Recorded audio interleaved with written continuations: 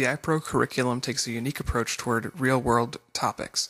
Each multidisciplinary student team works with faculty mentors and working professionals to develop innovative solutions for real-world opportunities.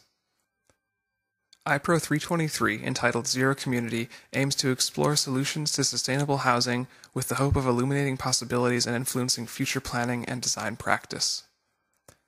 Our team set out to develop a net zero energy housing module as a prototype for development. This module could then be modified and replicated as needed. This prototypical solution will establish a precedent for sustainable design which should not only influence the planning of sustainable communities for the future, but also inform local zoning and building standards. In order to meet these ends, we developed a series of specific goals to guide our progress. New and existing technologies should be used as effectively as possible in order to achieve net zero energy consumption. The prototype home shall be a replicable module which can be repeated to harness economies of scale. The prototype solution should not sacrifice comfort for efficiency. In fact, efficient design practices should enhance the comfort of the dwelling and, if possible, the community at large. Existing zoning and building regulations should be examined and challenged when necessary. The prototype should establish a precedent for innovative planning methods which can be used to develop sustainable communities. Finally, our findings must be shared with local municipalities to encourage sustainable practices. This presentation represents the first semester of work performed by IPRO 323, in which we sought to establish a base of research and data future teams could build upon.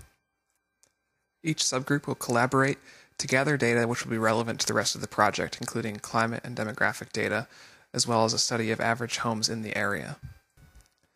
The team used criteria such as LEED and Energy Star as guidelines toward reaching our final goal of achieving zero net energy usage. In order to compare the actual benefits of many design strategies and building systems quantitatively, a building performance simulator called eQuest was utilized. This program allowed our team to determine the energy savings in kilowatt hours per year of various components, as well as simulate an average home as a baseline to track our progress in reducing energy usage. In order to compare the benefits of various components, our team examined the cost of implementation with the savings in dollars afforded by the reduced energy usage. The IPRO program is highly conducive to collaborative work due to the multidisciplinary structure of the teams. Our team divided into specialized subgroups, which behaved like consultants to one another. In this way, efficiency was ensured in every step of the process, rather than being compensated for after the fact. Our design process was extremely dynamic, being at once influenced by the concerns of planning, architecture, and engineering. Our first step was to gather demographic data for the communities which would be most specifically targeted in our study. The towns of Oak Park and Evanston exhibited similar demographics to one another. Most critically, this research informed the decision to design 2 to 3 bedroom homes for small families. Zoning analysis was also done comparing these two municipalities. Once again, the two towns proved very similar to one another. In order to ensure viability of our prototype, it was decided that the basic parameters of both codes should be respected as much as possible, insofar as they did not negatively affect the ability to achieve sustainability. Our team also carried out a study of typical homes in the target areas. The data gathered from this study was ultimately used to simulate the energy usage of a home that could be built using basic construction methods. The simulation assumed standard construction methods and adhered to the minimum efficiency requirements mandated by the code. It also formed the baseline from which our prototype would try to improve. The first consideration for our prototype was basic site planning, the chief concern of which was to maximize solar gain. On the left you can see a typical layout of a block in this area. It is immediately apparent that each dwelling lies in the shadow of the previous. In the proposed checkerboard pattern, each unit is afforded maximum solar gain, better natural ventilation, and more varied outdoor space. The basic unit of our scheme is composed of two 50 by 150 foot lots, each containing a housing duplex. The position of each duplex is staggered from lot to lot, creating the checkerboard pattern. Each pair of duplex units shares a drive with carports to reduce the amount of impervious pavement on site. Each unit is afforded a private patio adjacent to the main living space, while the remaining outdoor space is combined to provide gracious open spaces, a great improvement over the typical compartmentalized backyard. The site shall be thoughtfully landscaped with native species in order to restore natural hydrology. Additionally, deciduous trees shall be planted along the southern exposure to shield hot summer sun while allowing solar gain in the winter. As you can see, by reducing the footprint of each dwelling unit, we are able to double the standard density while still providing ample open space. The checkerboard pattern allows the clustering of several units around a common green area, while still providing private spaces in the interstitial areas. We have also proposed the removal of the alley, providing carport access from the street. This was done in order to reduce the amount of impervious hardscape and provided more connectivity of the meaningful outdoor spaces. However, this feature is not vital to the overall scheme, and all other zoning regulations have been observed.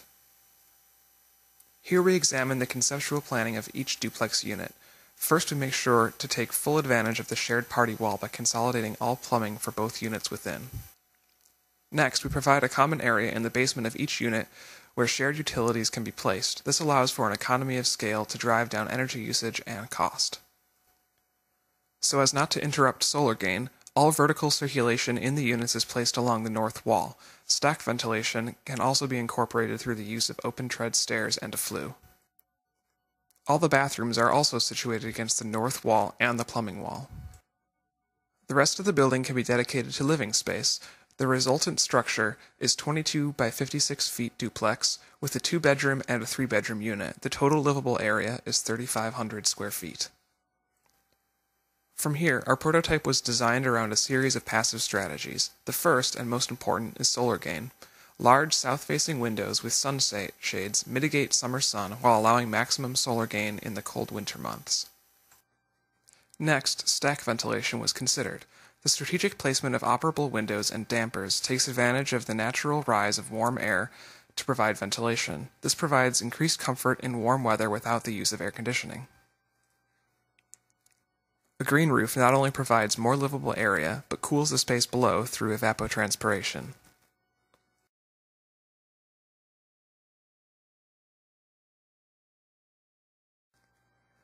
Daylight harvesting was another huge component in energy reduction in our prototype. About 50% of energy consumed in an average home is used for lighting. By taking advantage of the southern exposure and adding light shelves, the need for artificial lighting is dramatically reduced.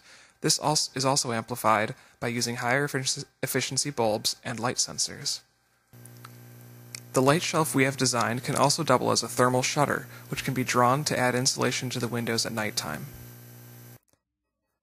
Next, I will discuss in more detail the architectural solution of our prototype. As you can see, the layout is that of an open floor plan with all the shared living spaces on the first floor. This allows for this space to be conditioned more so in the daytime, while the upper floors are used and conditioned more at night. The basement can also be seen here. It is only partially excavated in order to reduce earth displacement. The common area in the middle houses any shared utilities. The second floor houses 2 bedrooms per unit. The compact design features built-in storage and workstations adjacent to the stair. The third floor is a penthouse which contains the master suite for the 3-bedroom unit, while the rest of the space is a green roof.